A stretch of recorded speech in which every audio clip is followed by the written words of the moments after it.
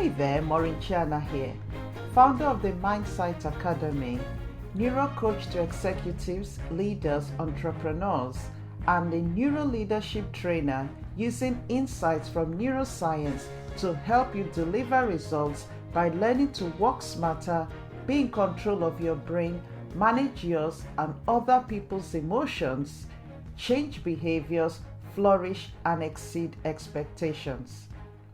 It's a pleasure to be back again with you today with another episode of Lead to Excel podcast.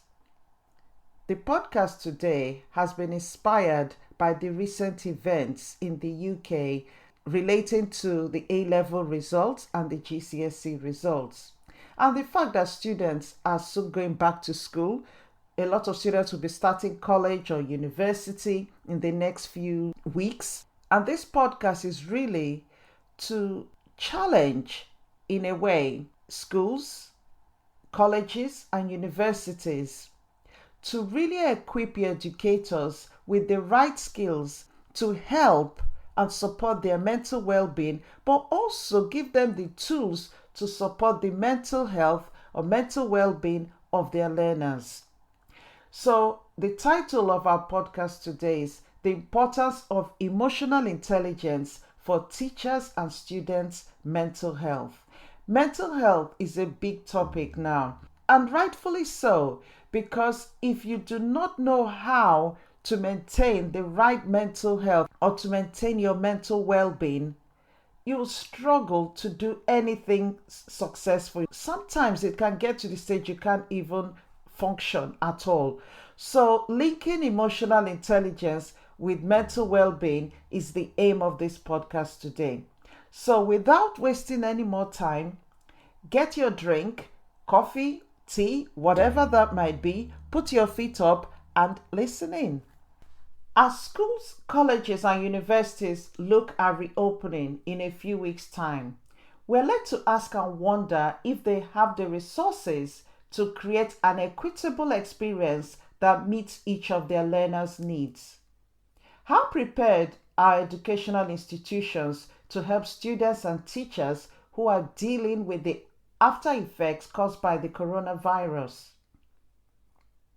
It's hard to gauge the full impact that this situation is having on children and young people's mental health and well-being. And I was on a roundtable discussion a few days ago with teachers and education leaders, and it wasn't surprising how concerned they are for themselves and their students' mental and emotional well-being. Students' experiences of the lockdown period will be very varied, so lecturers and teachers need to be adequately equipped to support their learners to adapt to their new situation and the challenges that they are facing as a result. This podcast aims to outline how educational institutions can support teachers and lecturers so that they can function optimally. And also, I aim to provide effective practical advice on embedding social emotional learning into educational institutions. A growing number of studies have shown that educators' personal competencies, more specifically emotional intelligence, are particularly important for teacher effectiveness. Mark Brackett said, "When schools recognize that emotions drive much of how and what we learn, students and educators flourish." The fact is that what makes students and educators thrive in challenging times or times of change like we're currently facing is exactly what makes them human: emotions. Before COVID, the Yale Center for Emotional Intelligence carried out a survey of 20,000 high school students from across the United States, asking them to describe how they feel in school. 75% of the words that they used were negative.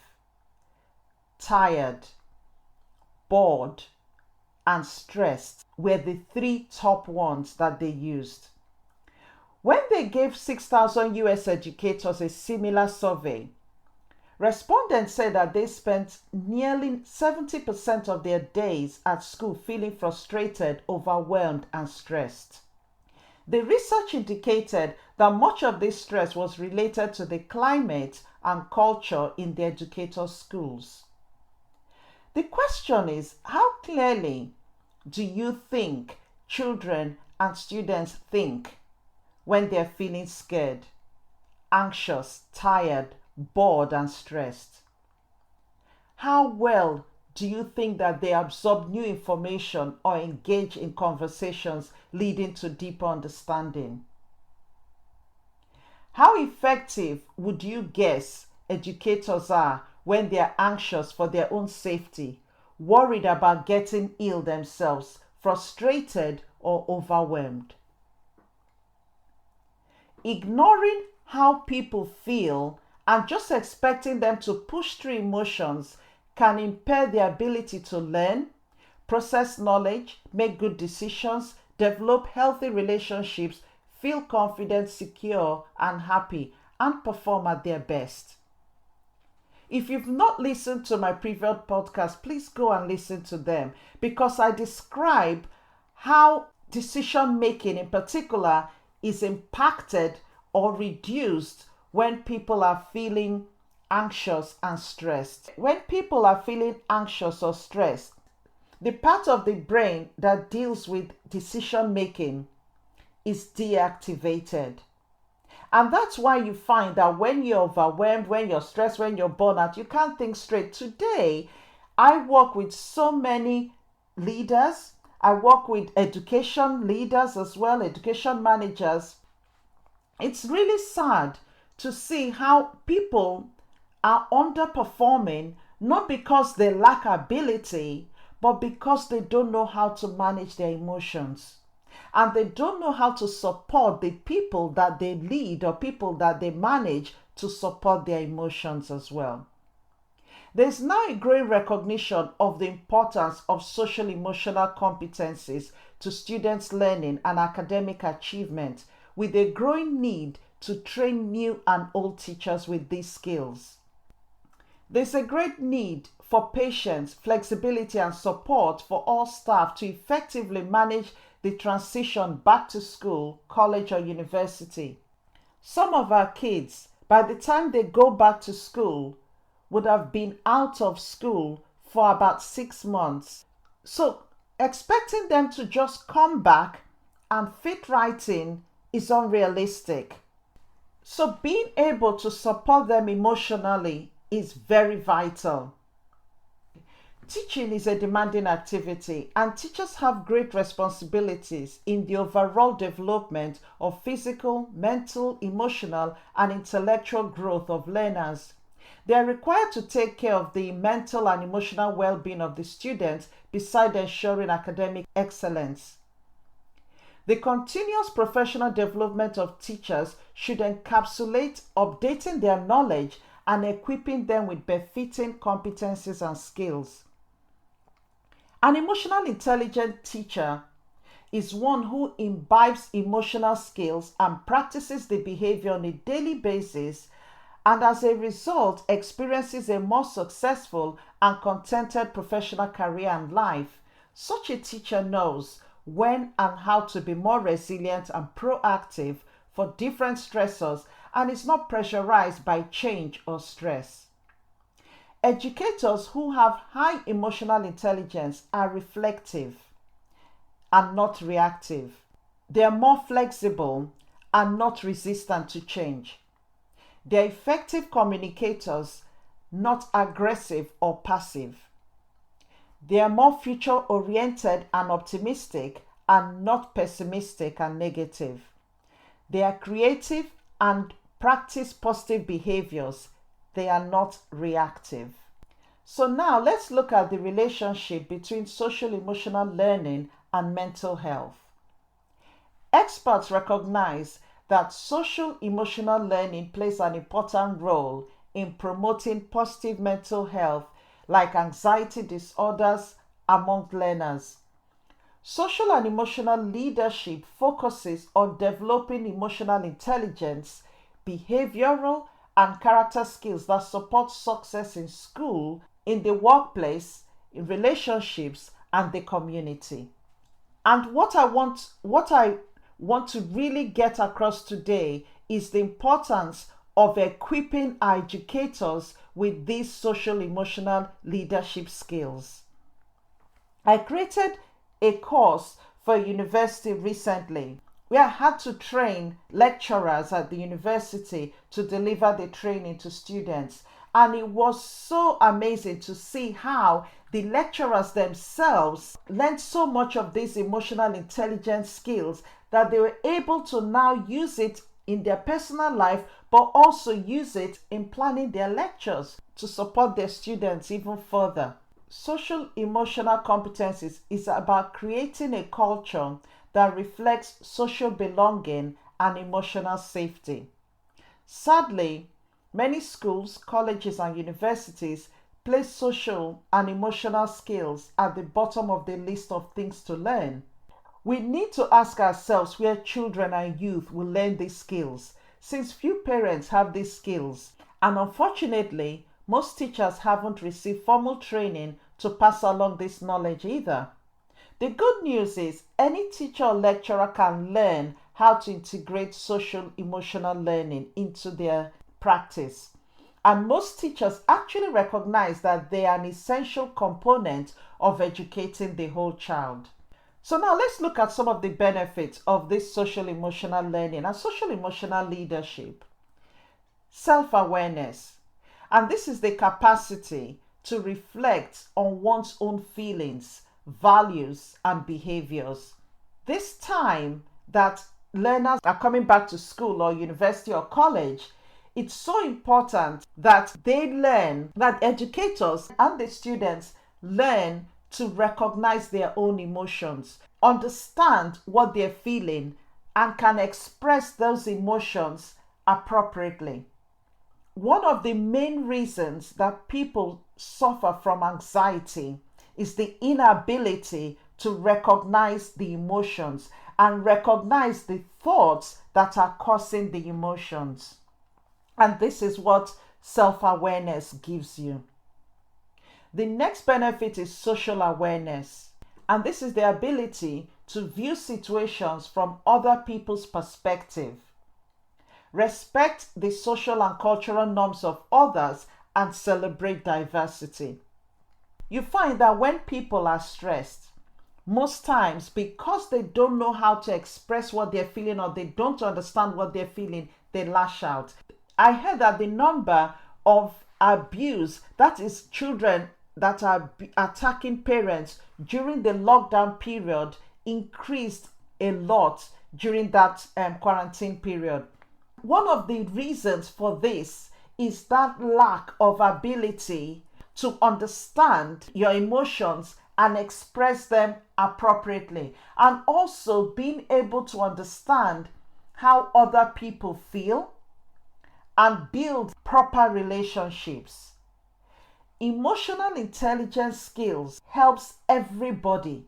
It helps the child, it helps the teacher, it helps adults, and it helps the children as they grow as well. Let's look at more of the benefits. Relationship skills. The ability to initiate and sustain positive connections with learners, that is teachers with learners, with colleagues, with management and others, but also learners with each other, with their peers, with their lecturers, with their teachers as well, and at home with their parents. The next benefit is self-management. These are a set of skills that include self-motivation, resilience, goal setting, self-discipline, impulse control, and use of strategies for coping with stress. Effective decision making and the ability to make choices that consider the well-being of oneself and others. And I do go on a lot about effective decision making because stress and anxiety shuts the decision making part of the brain down, and that makes people to act impulsively, makes people take wrong decisions. Next benefit is emotional control. Identify and understand emotions.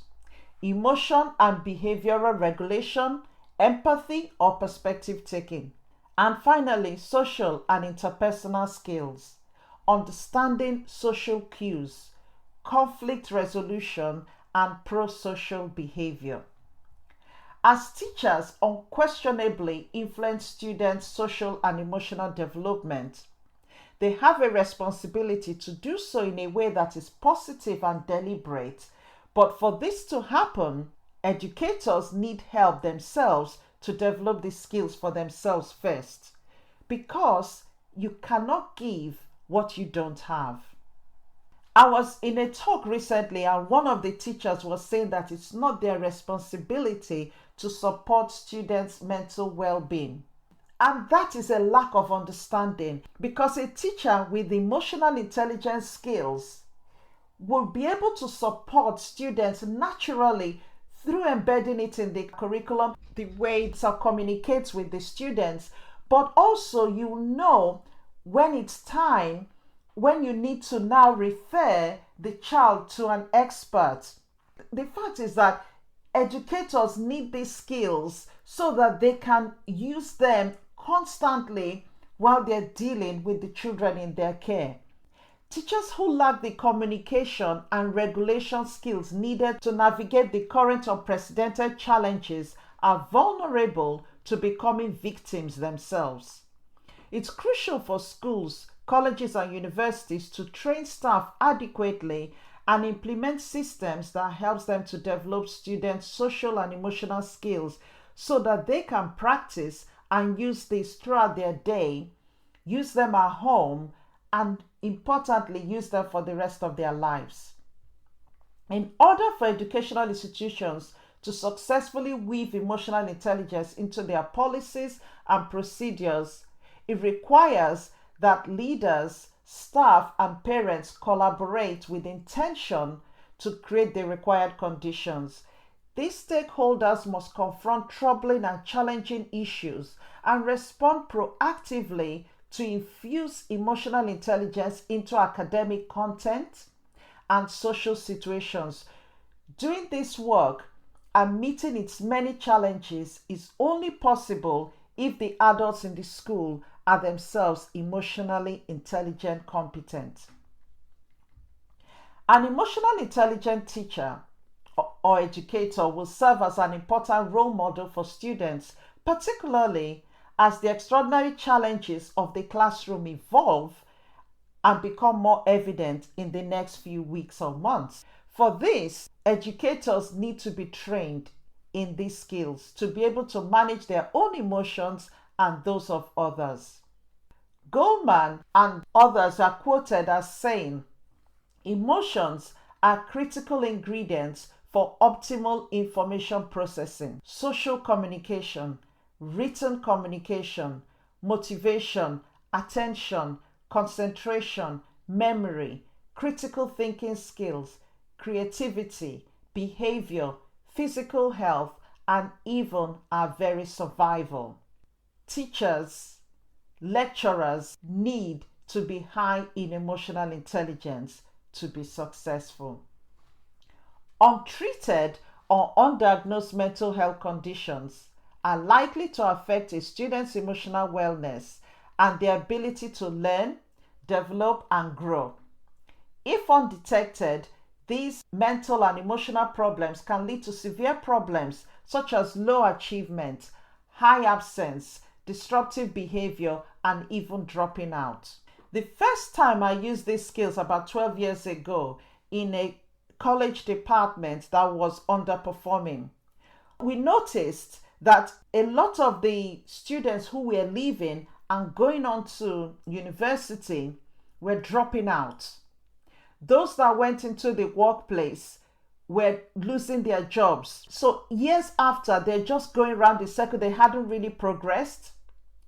But once we introduced these skills, I introduced it to the teachers, introduced it to the students as well, we noticed a massive change where the learners were now going on to university. And I remember that first cohort, how about 5 of them came out with first class degrees, a lot of them 2-1s. And today, the ones that I'm in contact with are in excellent jobs. And that's when I knew that this stuff really works. and over the years, I've been able to use it to completely transform performance and abilities of educators and learners. I just created a course for a university for the undergraduates at the business school, Emotional Intelligence in Leadership, to equip the learners with the skills to be effective leaders. First and foremost, you've got to be able to lead yourself before you can even work with a team or work with your peers. So these skills are so important. And if educators don't have them, they can't help the learners who are in their care. And I keep emphasizing this. Social emotional learning can be one of the most proactive initiatives for mental health illness prevention by equipping students with the skills and competencies that they need to develop resilience and effectively manage their behavior, emotions, and relationships with others. Research indicates that focusing on social emotional needs can help reduce anxiety, suicide, substance abuse, depression, and impulsive behavior in learners. On the other hand, it can also help to increase academic performance, attendance, and pro-social behaviors such as kindness, personal awareness, and empathy. Embedding emotional intelligence into learning is very vital to reduce reactive stress responses with practices such as mindfulness exercises, which are having a positive effect on reducing aggression and reactive behavior. Now, let's look at how emotional intelligence and mental health affects educators.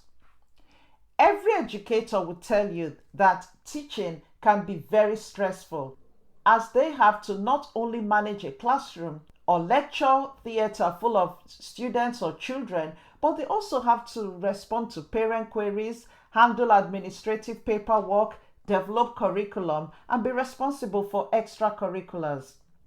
Studies indicate that up to 50% of new teachers quit the teaching profession within 5 years. With incredibly high rates of burnout and stress, it's important to support the emotional well-being of our educators.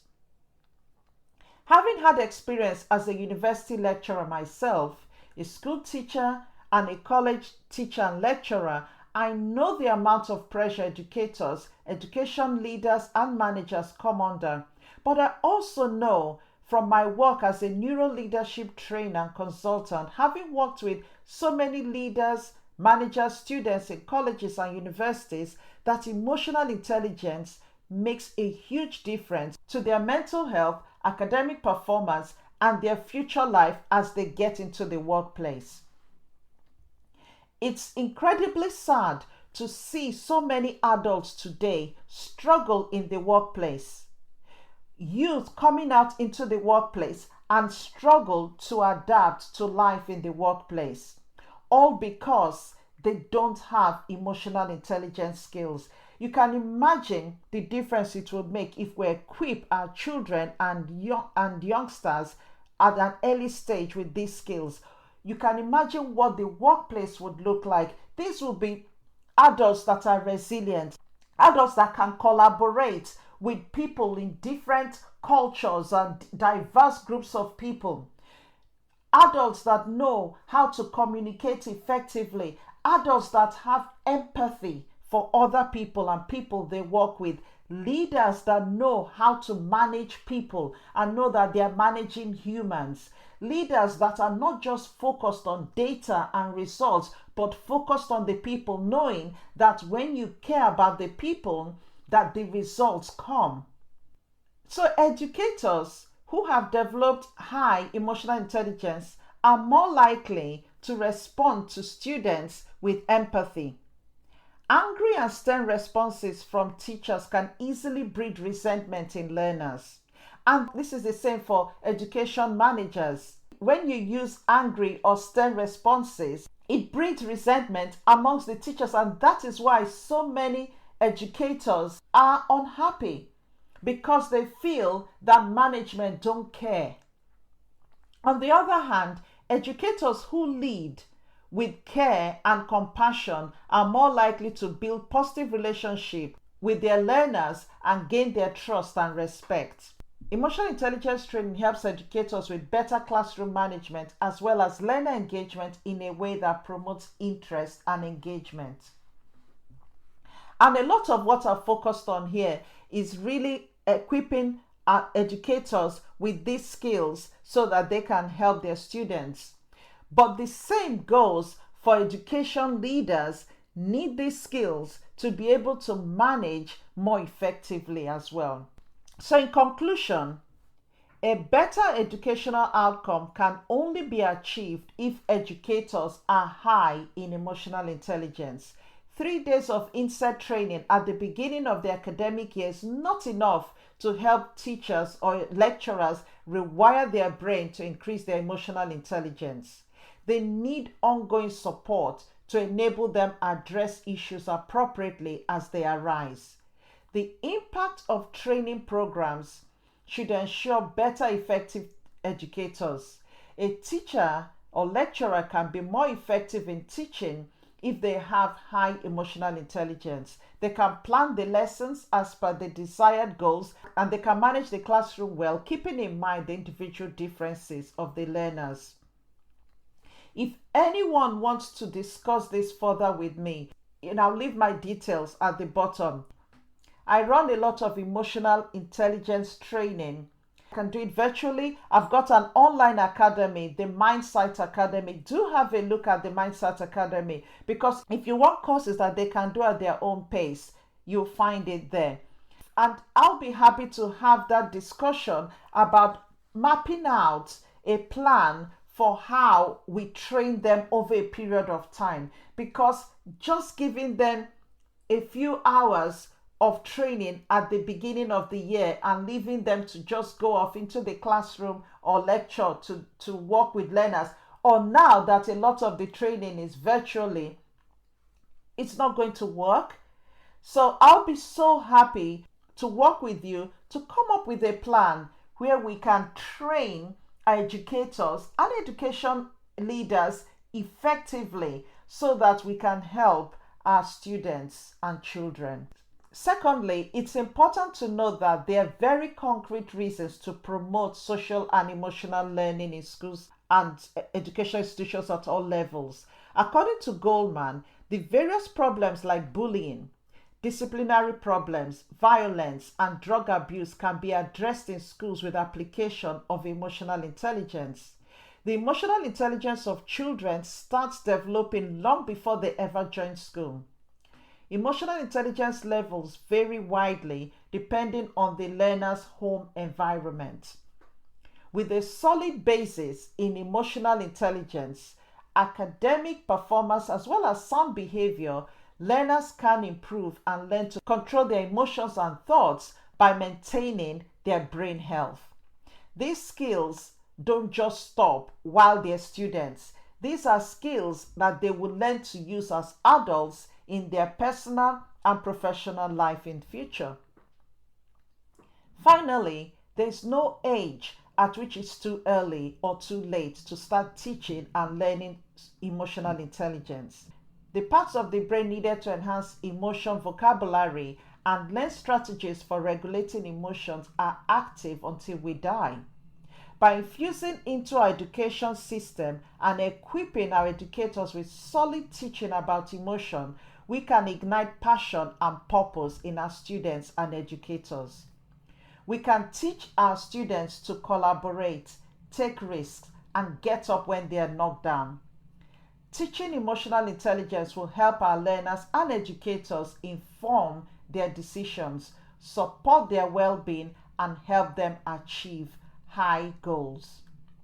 When learning about emotions and how to manage them pervades a school or educational institution, classrooms, lecture rooms, lunchrooms, hallways, school offices, the entire community can be transformed. Leaders, teachers, students, and families also interact more positively. Now, heads, governing bodies, and leaders in educational institutions have a responsibility to use your power, use your influence and resources to protect the physical and mental well-being of educators and students during this time. Please equip our educators with the skills that they need to help themselves and help the learners that are in their care.